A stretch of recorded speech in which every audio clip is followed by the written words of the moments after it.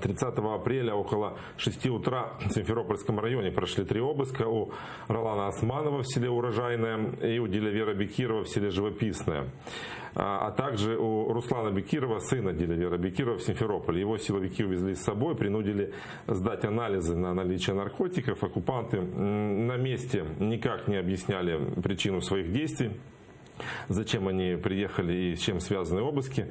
А вот со слов адвоката имени Авамилевой, после проведения анализа на наркотики Руслана Бекирова отпустили домой.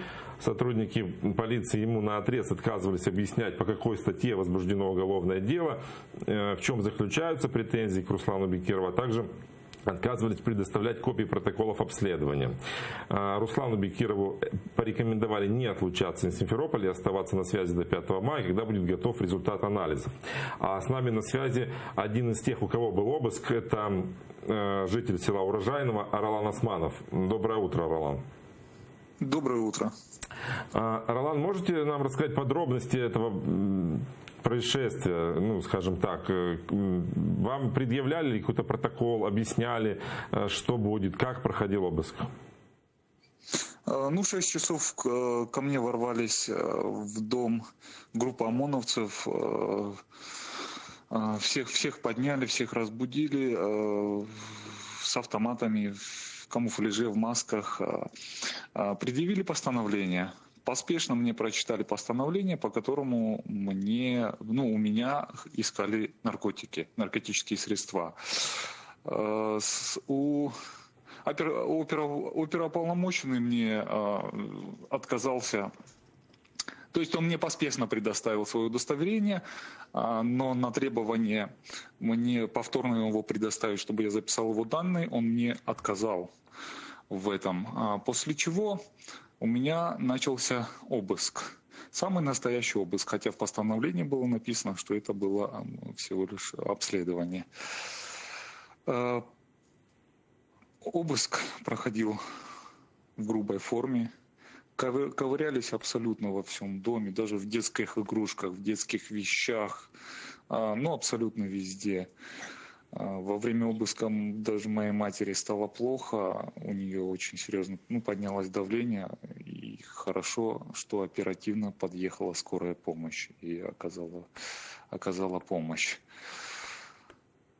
А с чем после того, как обыск прошел, на меня составили протокол обследования, так называемого, который мне зачитали, но который мне на руки не дали. И даже на мое требование и снять его хотя бы на видеокамеру, сфотографировать, мне было отказано.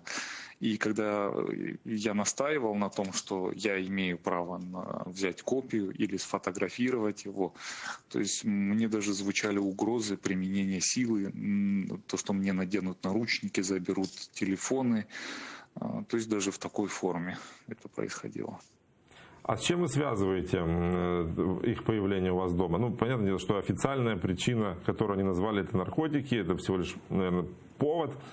Ведь на самом деле я расскажу телезрителям, что Ролан известный своей гражданской позиции. Он пикетировал, стоял с одиночным пикетом возле Ханского дворца, требуя прекратить так называемую реставрацию, которую этот Ханский дворец уничтожает.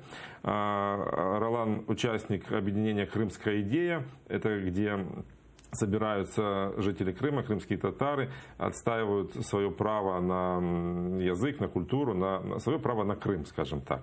Ну и поэтому вопрос у вас к вам тот же. С чем вы связываете такой налет утренний? При их обыске было видно, хоть они ковыряли везде, было видно, что они все это делали небрежно. Они пришли не для того, чтобы что-то найти. Ну и, конечно, ничего не нашли. Да?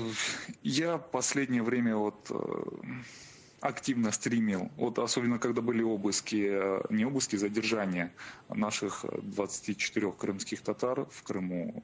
Я очень активно стримил эти их обыски.